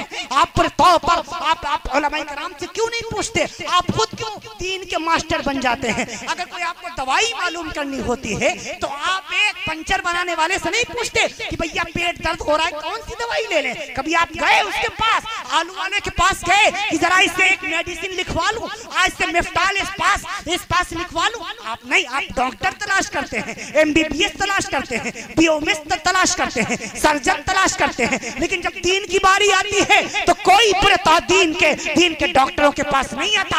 हर कोई दीन का ठेकेदार बन जाता है, हर कोई दीन जानने वाला बन जाता है। आए लोगों, हाँ हाँ खूब याद रखो, अगर कोई दुनिया के काम में अगर तुम किसी दुनियादार से मशवरा लेना फख्र समझते हो तो दीन के काम में दीन के जानकारों से मशवरा लिया करो। अगर दुनिया का कोई काम तुम्हारा बिगड़ भी गया, नुकसान दुनिया का होगा। अगर दीन का कोई काम मशवरा न लेने की वजह से बिगड़ गया तो तुम्हारे दीन का नुकसान हो जाएगा। इस वजह से दीन के जानकारों के पास आया करो, उलमा के पास आया करो, हाफिजों के पास आया करो, कारियों के पास आया करो, मुफ्तियों के पास आया करो। हजरत जी, ये हम अपने बच्चे का नाम रखना चाहते हैं, क्या पूरे तौर पर ये नाम रखना मुनासिब है कि नहीं है? हाँ हाँ हाँ हाँ, वो बता देंगे आपको। अगर गैर मुनासिब है तो फौरन मना कर दे। और अब तो हद ये हो गई, मोबाइल पर सर्च कर करके नाम रखे जा रहे हैं, डिक्शनरी खोली जा रही है, बच्चों के नाम अब पूरी लिस्ट आ गई, उसमें से छाटे जा रहे हैं। आपको पता है इन डिक्शनरी बनाने वाले कौन हैं?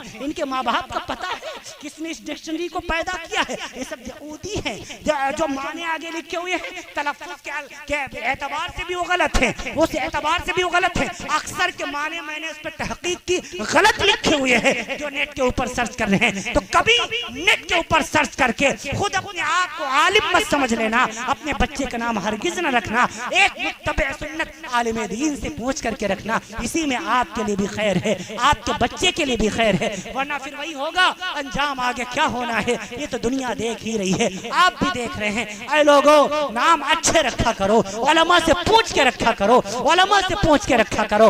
हाँ हाँ, इल्म के मैदान में आओ, इल्म के जब बच्चा बड़ा हो जाए, हदीस पाक में जब बच्चा बड़ा हो जाए, सबसे पहले उसको कलमा ला इलाहा इल्लल्लाह सिखाओ, सबसे पहले ला इलाहा इल्लल्लाह सिखाओ। अब ला इलाहा इल्लल्लाह तो सिखाते नहीं, अब्बा कहना सिखाते हैं, अम्मा कहना सिखाते हैं। ये हमारा हाल है, अब्बा अम्मा के नाम सिखा रहे? नहीं, सबसे पहले अल्लाह का नाम सिखाया करो। हाँ हाँ, बच्चा हो या बच्ची हो, दाहिने कान में आजान कहा करो, बाएं कान में इकामत कहा करो।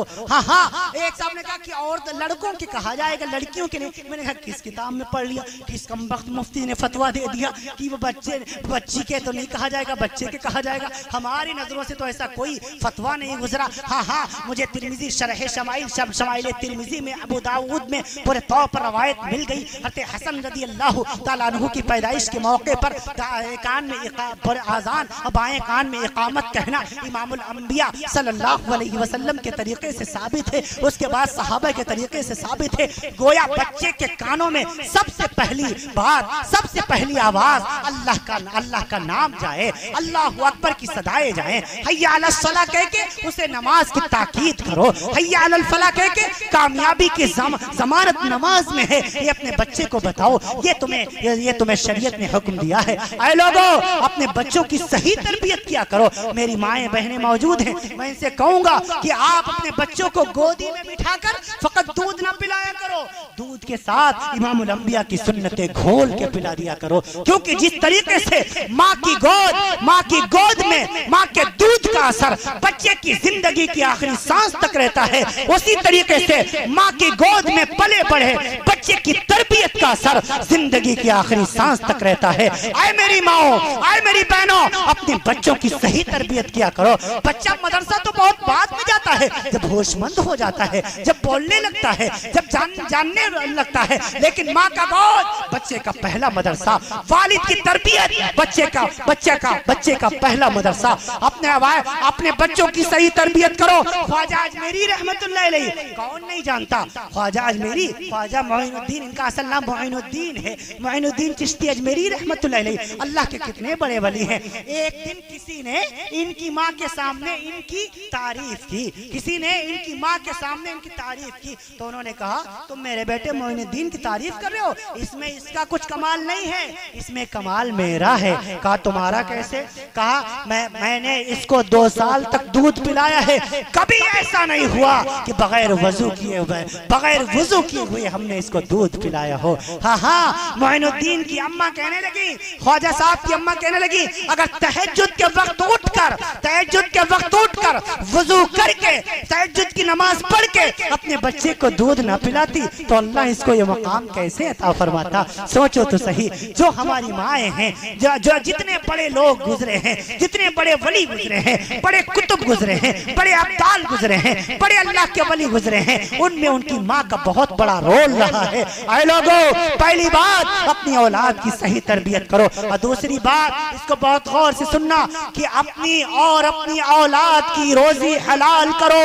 हाँ हाँ, उसको हराम का लुकमा उसके पेट में न जाने दो, वरना आपकी औलाद बिगड़ेगी जरूर, आपकी औलाद भड़केगी जरूर, आपकी औलाद नाफरमान होगी जरूर। आए मेरी माओ, आए मेरी बहनों, अपने शौहरों से कहा करो हमें गोश्त चपाती रोजाना नहीं चाहिए, हम रोटी और के साथ चटनी खा लेंगे, लेकिन आप हलाल की ला करके दीजिए, आप हलाल की ला करके दीजिए, आप हराम का हरगिज़ मत खाइए। मेरे नबी ने फरमाया हराम माल से पला बड़ा जिस्म जन्नत की खुशबू भी नहीं पाएगा।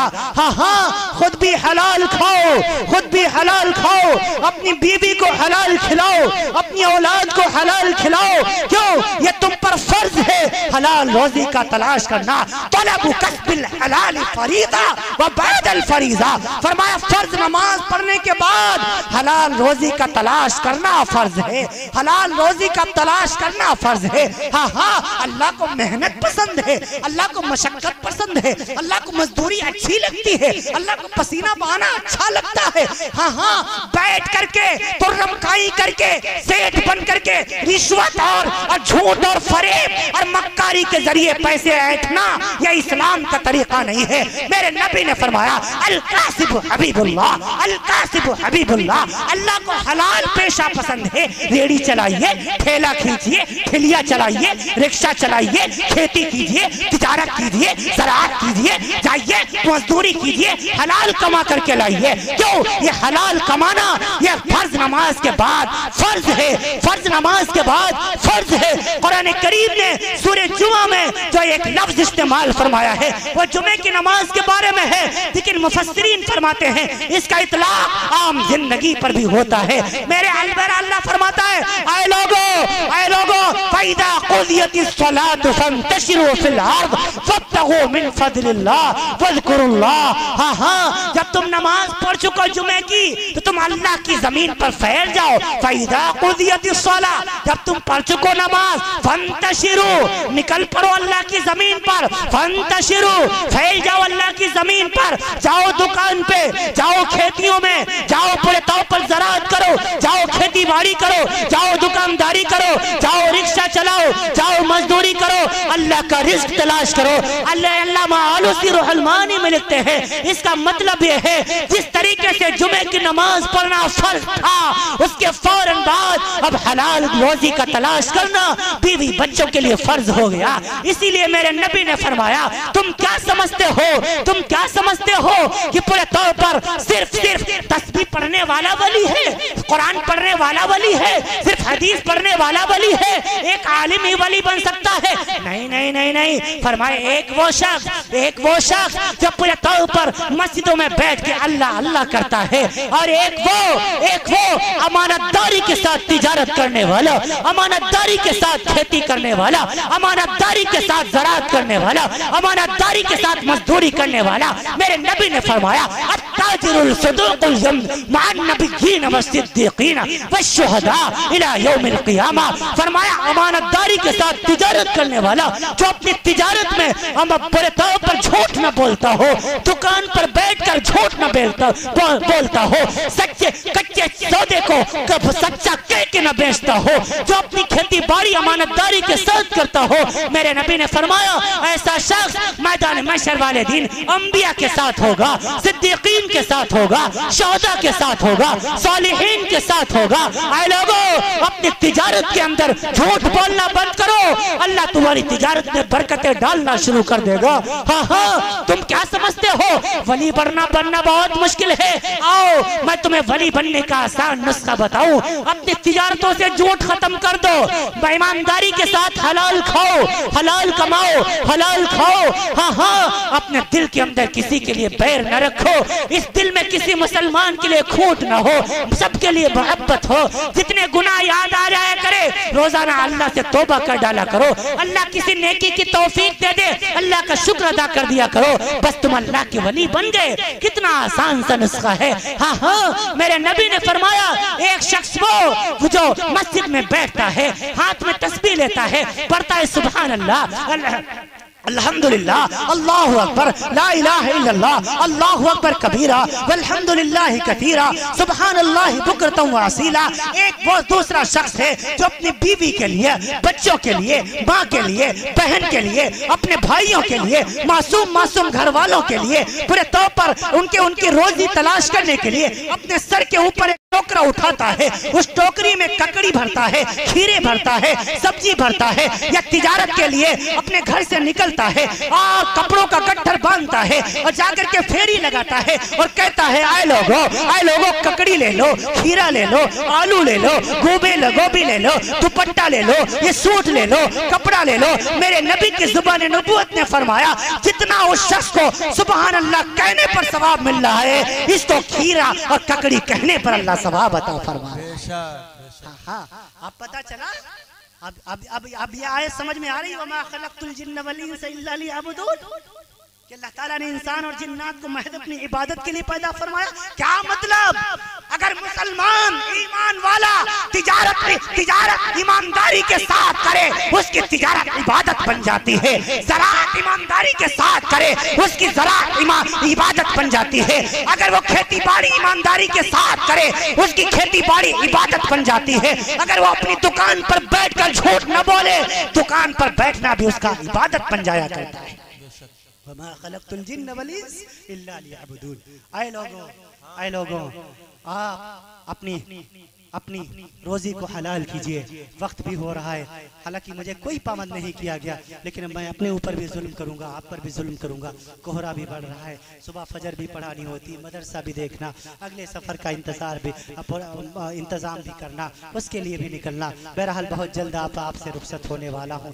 बड़ा अच्छा इंतज़ाम किया जनाब हाफिज़ वसीम साहब ने, अल्लाह ताला इल्म में, उम्र में खूब बरकत नसीब फरमाए। आखिर में आपसे गुजारिश करने लगा हूँ, आए लोगों, जो मेरे इस बयान का एक खुलासा होता है, वो हमेशा मैं अपने नौजवानों के बारे में एक बात कहा करता हूँ। ऐ नौजवानों, हमारी जिम्मेदारी है हम आपको समझाएं, हम आपको बताएं, हम आपसे पूरे तौर पर बात करें और आपसे ही कहें कि मैं आपका भाई हूँ। और एक भाई के दर्द को अच्छी तरीके से समझता भी है, उसको महसूस भी करता है। उम्मत में इस वक्त फैलने वाले तमाम के तमाम बुराइयों की तरफ ये तो तुमको तवज्जो दिलाना कि हम सब उलमाए कराम की जिम्मेदारी हुआ करती है। तमाम के तमाम जो बुराइयां फैल रही हैं, उनमें से एक छोटी सी बुराई ये मोबाइल की है, और ये छोटी नहीं बल्कि ये बड़ी है। अब ये तो नासूर बन चुका है। और नौजवानों, इस मोबाइल का गलत इस्तेमाल ना किया करो। अल्लाह के लिए अल्लाह से डरो। अल्लाह ताला ने कितने मकाम पर कुरान करीम में फरमाया है, इत्तकुल्लाह इत्तकुल्लाह इत्तकुल्लाह, डरो अपने रब से,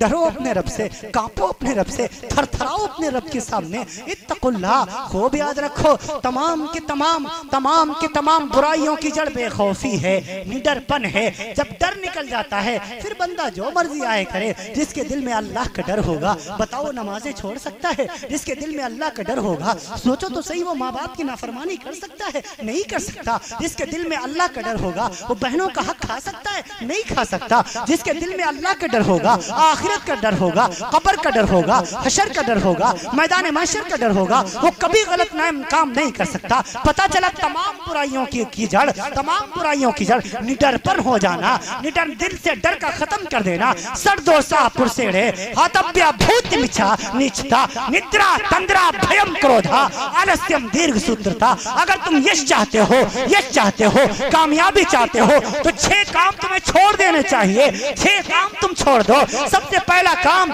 निद्रा। ज्यादा सोना अच्छा नहीं होता, ज्यादा सोना भी अच्छा नहीं होता। ज्यादा सोना ये स्वास्थ्य के लिए भी हानिकारक है, दीन के लिए भी नुकसानदेह है। बेवक्त सोया ना करो, बेवक्त जागा ना करो, बेवक्त क्यों घूमा ना करो। हाँ, तंद्रा, अंगड़ाई, अपने आप को अच्छा समझना, अकड़ना, ये भी अच्छा नहीं होता। अल्लाह को अकड़ पसंद नहीं है। इन्नल्लाह ला युहिब्बु मन काना खव्वान अतीमा, इन्नल्लाह ला युहिब्बु मन काना मुख्तालन फखूरा।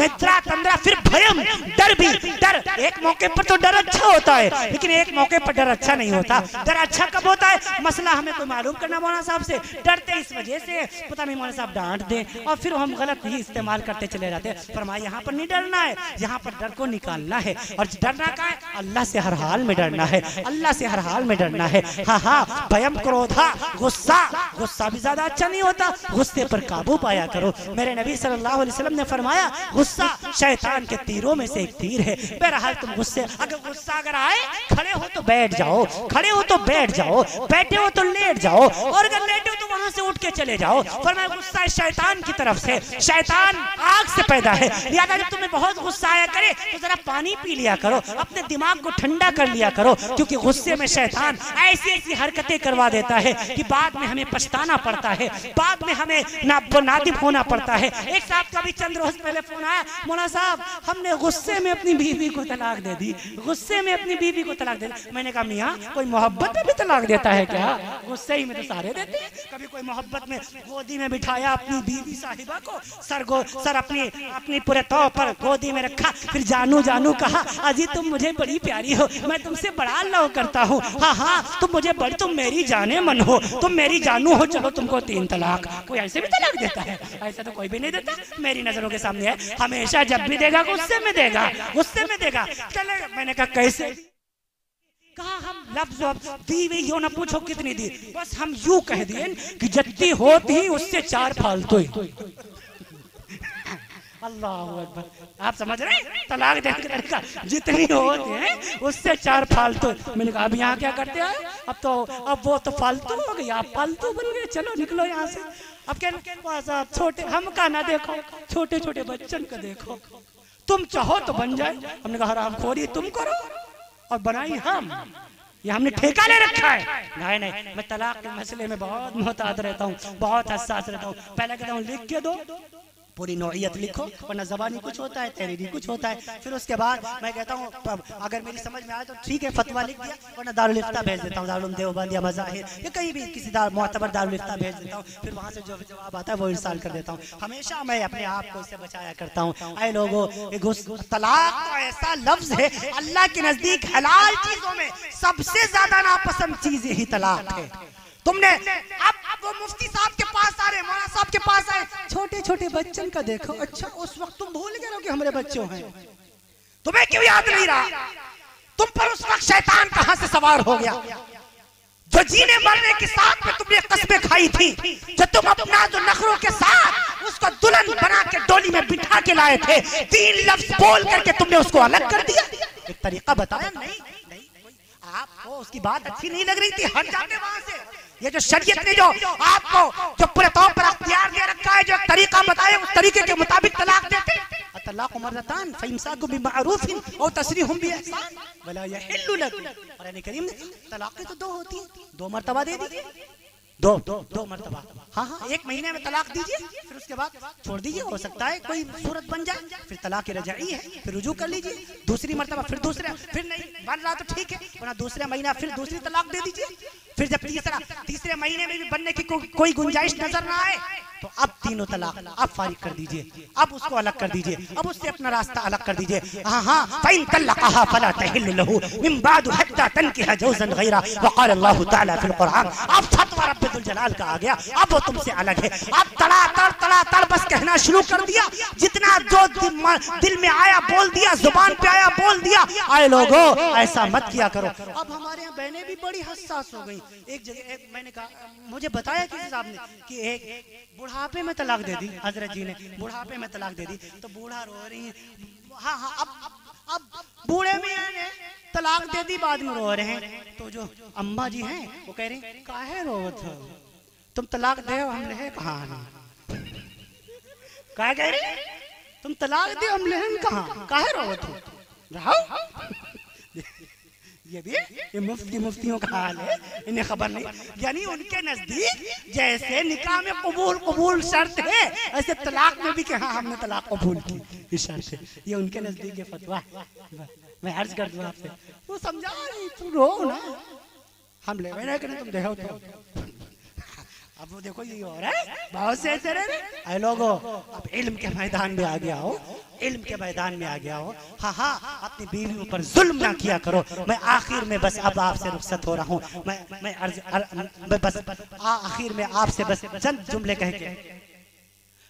कह के मैं आपसे बस इजाजत चाहता हूँ। वो ये है कि मैं अपने तमाम भाइयों से कह रहा हूँ कि अपनी माओं का हक अदा करो, उनके सामने पूरे तौर पर मोहब्बत के साथ पेश आया करो। कभी कोई ऐसा काम ना करो जिससे तुम्हारी माँ का दिल दुखे, जिससे तुम्हारी बाप का दिल दुखे। मैं अपनी बेटियों से भी कहूँगा कि आप कोई ऐसा काम ना करें, ऐसा कोई काम ना करें जिससे आपके भाई का सर शर्म से नीचा हो जाए, आपके बाप को समाज के सामने सर झुका के चलना पड़े, आपकी माँ को महल्ले की औरतों में के सामने सर झुका के चलना पड़े। अय उम्मत मुस्लिमा की बहना, उम्मत मुस्लिमा की बेटी, हाँ हाँ तो इज्जत वाली थी, तो वक़ार वाली थी, तो इफ्तिखार वाली थी, तेरी एक असमत थी, तेरी एक इज्जत थी, तेरी रिफात थी। हाँ हाँ, तुझसे तो आसमान के फरिश्ते भी हया किया करते थे। आखिर क्या हो गया, तूने अपने माँ बाप को रुलाना क्यों शुरू कर दिया? जब मैं अखबारात पढ़ता हूँ, सोशल मीडिया के जरिए से हम तक इत्तलाआत पहुँचती हैं, फला लड़की, फला बेटी अपने बाप से बगावत करके दूसरे के घर चली गई, अपने भाई की इज्जत का भी ख्याल न किया, अपनी बहनों की इज्जत का भी ख्याल न किया। आए उम्मत मुस्लिमा की बेटी, एक भाई तेरे सामने हाथ जोड़ रहा है, गलती से भी ऐसी गलती न करना कि तुझे तेरे भाई को उम्मत के नौजवानों के सामने सर झुका के चलना पड़े, तेरी माँ को महल्ले की औरतों के सामने सर झुका के चलना पड़े। तेरी माँ की समाज में एक इज्जत है, तेरे बाप की समाज में एक वक़ार है। आए उम्मत मुस्लिमा की बहना, कोई ऐसा काम ऐसा न करना जिससे इनको सर झुका के चलना पड़े। आए नौजवानों, आप अपनी बहनों की हिफाजत करो। हाँ हाँ, इनके पीछे सीटियां बजा के न चला करो। हाँ हाँ, भूल जाते हो तुम दूसरों की बहन के पीछे तो सीटियां बजा रहे हो। तुम्हारे भी घर में एक बहन है, तुम भी एक बेटी के बाप हो। कहाँ मर जाते हैं तुम्हारी वक़ात, कहाँ चली जाती है तुम्हारी नाक, कहाँ मर जाती है तुम्हारी वहां पर खास साहिबियत, कहाँ चला जाता है तुम्हारा ज़मीर, कहाँ सो जाता है तुम्हारा वक़ार। क्या हो जाता है जब तू किसी की बहन और बेटी के पीठ के पीछे तुम सीटियां बचाते फिरते हो?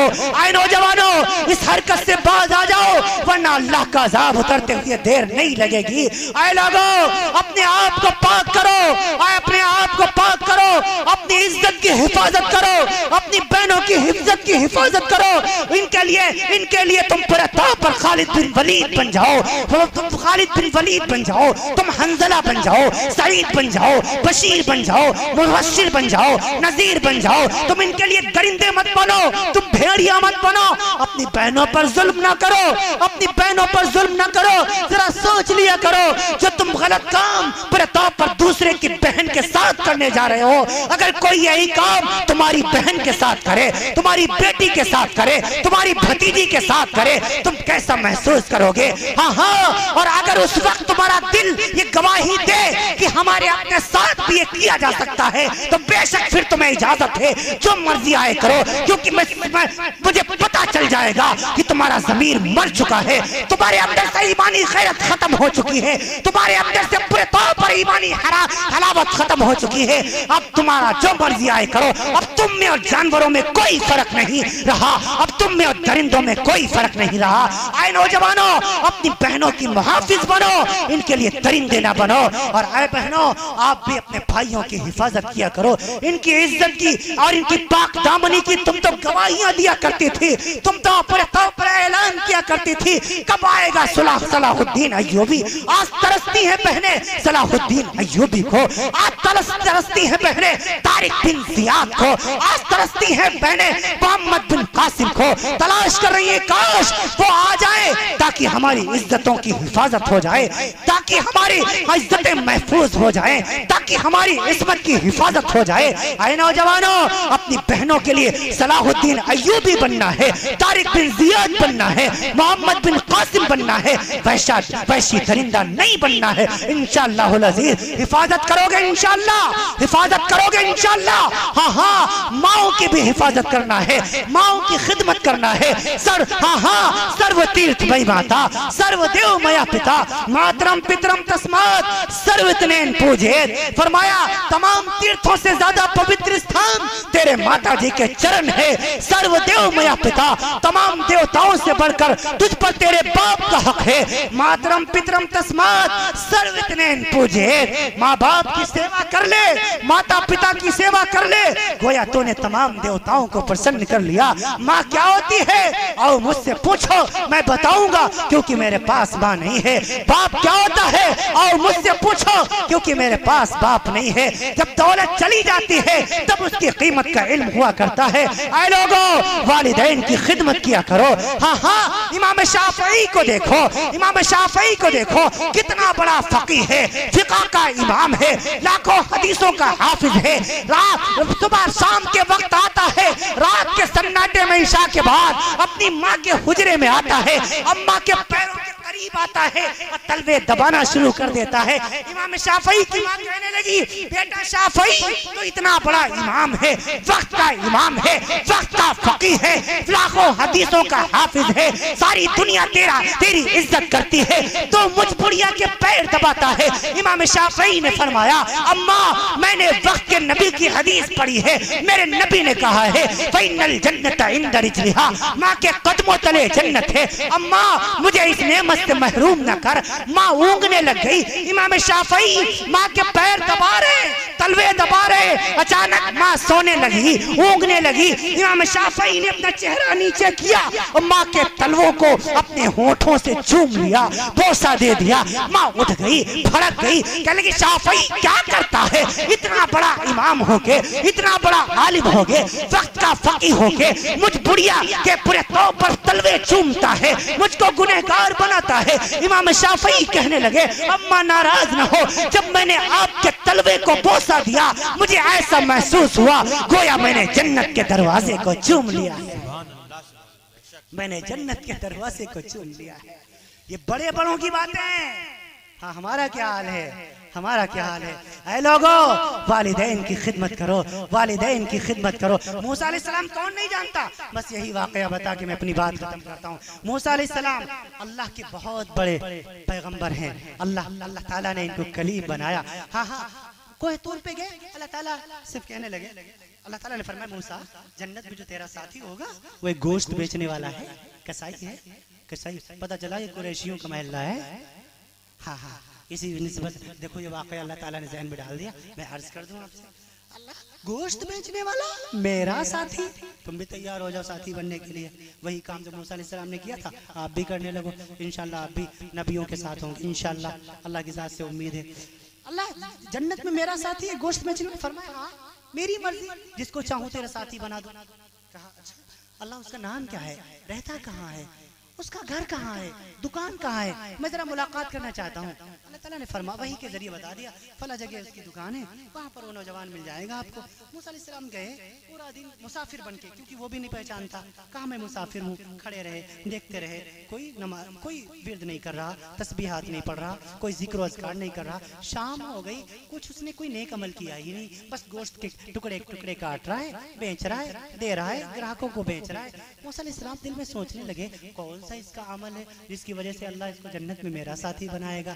हाँ, अब क्या हुआ, अब सोचा कि यहाँ तो कुछ देखा नहीं है, ऐसा चलूं, ऐसा करूं, चल करके इसके घर देखता हूँ, हो सकता है कोई ऐसा अमल हो जो घर करता हो। आए, कहने लगे भाई मैं मुसाफिर हूँ, रास्ता भटक गया हूँ, एक रात आपके यहाँ क़याम करना चाहता हूँ, अगर आप इजाज़त दे दें, अगर आपको कोई एतराज़ ना हो। फरमाया मुसाफिर जी, नौजवान कहने लगा मुसाफिर जी मुझे क्या एतराज़ हो सकता है, चलिए आप मेरे साथ चल सकते हैं। घर लेकर के गया, मूसा अलैहिस्सलाम इजाज़त लेकर के अंदर गए। क्या देखा, उसके घर में उसकी बीवी मौजूद है, बच्चे मौजूद हैं, बहनें मौजूद हैं, सबको सलाम किया, अस्सलामु अलैकुम व रहमतुल्लाह। फिर एक हुजरे में गया, देखा उसमें मूसा अलैहिस्सलाम ने इजाज़त लेके अंदर दाखिल हुए, झांक के देखा उसमें एक बूढ़ी जान लेटी हुई है जो उठ नहीं सकती, चल नहीं सकती।